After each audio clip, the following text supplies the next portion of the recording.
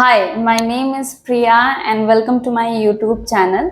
यहाँ पर हम बात करते हैं डेली यूजेस से रिलेटेड उन सारे सेंटेंसेस के बारे में जो बहुत ज़्यादा बोले जाते हैं। और आज का जो हमारा चैप्टर है वो है present perfect continuous tense. Present perfect continuous tense मतलब बहुत ज़्यादा टफ टेंसेस में से माना जाता है और स्टूडेंट्स जनरली सोचते हैं कि इसको समझना बहुत मुश्किल है, बट अगेन बहुत सिंपल ट्रिक से मैं इसको आपको एक्सप्लेन करने जा रही हूँ। तो इसकी पहचान जानते हैं कि कैसे पहचानेंगे आप लोग कि ये परफेक्ट कंटिन्यूअस टेंस है। तो कहा जाता है कि जिन सेंटेंसेस के लास्ट में रहा है रही है का साउंड होता है, प्लस ये बात आपको ऐड यहाँ पे करनी है, रहा रही के साथ जब भी समय मेंशन होगा, टाइम मेंशन होगा, वो आपका प्रेजेंट परफेक्ट कंटिन्यूअस टेंस कहलाएगा। और यही डिफरेंस है कंटिन्यूअस एंड परफेक्ट कंटिन्यूअस में। वहां पर साउंड होता है सिर्फ रहा का और यहाँ पर रहा के साथ में समय मेंशन होता है। जैसे कि एक एग्जाम्पल से इस चीज को और बेहतर तरीके से हम समझ लेते हैं। लाइक मैं क्रिकेट खेल रहा हूं, ये प्रेजेंट कंटिन्यूअस का सेंटेंस है। लेकिन यहीं पर अगर आपने कह दिया मैं 2 घंटे से क्रिकेट खेल रहा हूं, टाइम मेंशन कर दिया, तो ये आपका डिफरेंट टेंस हो गया, परफेक्ट कंटिन्यूअस हो गया। इसका अगेन टाइम वर्ड भी अलग है, रूल भी अलग है। तो आइए देखते हैं किस रूल से हम इन सेंटेंसेस को यूज करें।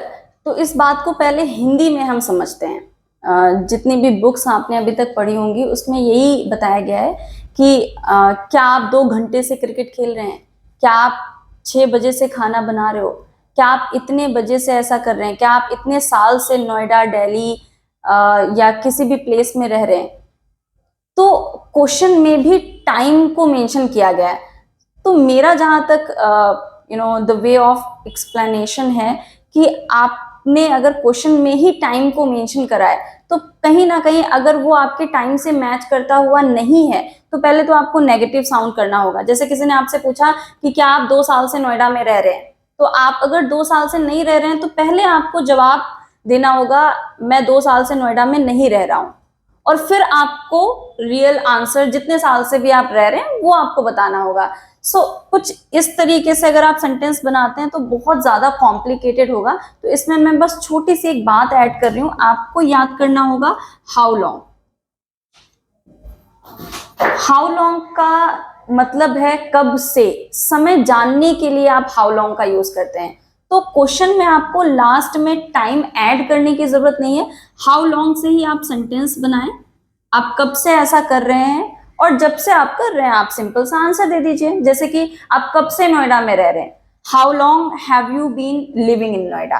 एंड अगेन एक और बात आपको याद रखनी है कि हैव और बीन के बीच में हम हमेशा सब्जेक्ट को यूज करेंगे, और अगर बात आप किसी तीसरे इंसान की कर रहे हैं तो उसके लिए हम हैज बीन का यूज करेंगे। तो आप यहाँ पर भी ही और शी का यूज बीच में करेंगे। तो जैसे कि आप कब से नोएडा में रह रहे हैं, how long have you been living in Noida.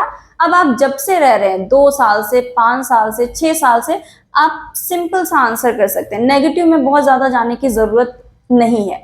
लेकिन अगेन समय मेंशन करने से, टाइम मेंशन करने से पहले हमें यह भी जानना है कि कौन से समय की हम बात कर रहे हैं।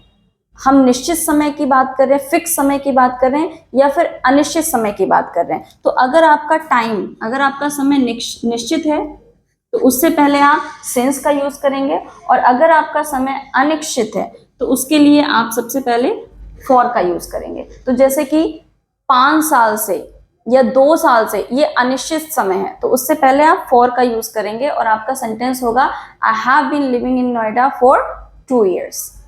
और इसको भी बहुत इजी तरीके से हम ऐसे समझ सकते हैं, जो चीजें फिक्स्ड हैं जैसे कि सुबह, दोपहर, शाम एकदम फिक्स टाइम है, तो आप हमेशा कहेंगे सिंस मॉर्निंग, सिंस नून, सिंस इवनिंग। एग्जैक्ट ईयर का आपने नाम बता दिया 2015, 2010, तो उससे पहले आप सिंस का यूज करेंगे। लेकिन यहीं पर अगर आपने कह दिया कि मैं 2 साल से ऐसा कर रहा हूँ, 4 साल से ऐसा कर रहा हूँ, तो आप फॉर का यूज करेंगे। एग्जैक्ट मंथ का नाम अगर आप ऐड कर रहे हैं तो उससे पहले सिंस, एग्जैक्ट डेट आप यूज कर रहे हैं तो सिंस, और नहीं कर रहे हैं तो उससे पहले फॉर का यूज कर सकते हैं। तो एक और एग्जाम्पल हम यहाँ पर देखते हैं, जैसे कि आप कब से मेरा इंतजार कर रहे हैं, तो कब से के लिए हमें क्या करना है, हाउ लॉन्ग का यूज करना है।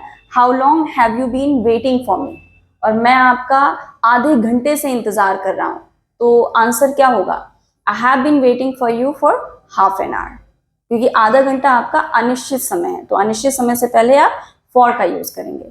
यहीं पर अगर आप कहते हैं कि आप कब से पढ़ाई कर रहे हैं, तो कब से के लिए अगेन हाउ लॉन्ग का यूज करना है।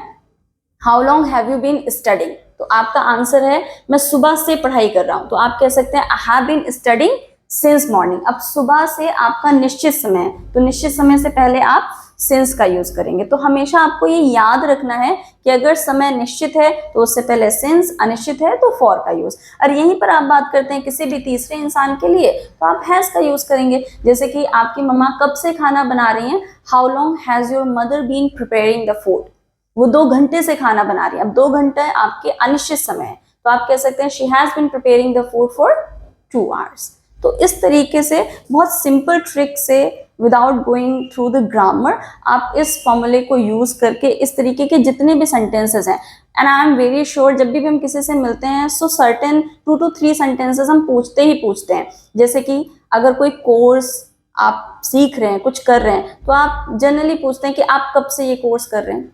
अगर इंग्लिश ही आप सीख रहे हैं तो आप कब से इंग्लिश सीख रहे हैं, आप कब से किसी भी प्लेस में, नोएडा, दिल्ली, कहीं पर भी आप कब से रह रहे हैं। अगेन अगर कोई वर्किंग कैंडिडेट है तो उसके लिए ये हम सेंटेंस बोलते ही बोलते हैं कि आप कब से जॉब कर रहे हैं। तो इस तरीके की कॉमन बातें आप रट लें और बिल्कुल यही सेंटेंस है, इसमें कुछ भी टफ नहीं है। हाउ लॉन्ग से सेंटेंस को शुरू करना है, हैव बीन के बीच में सब्जेक्ट यूज करना है।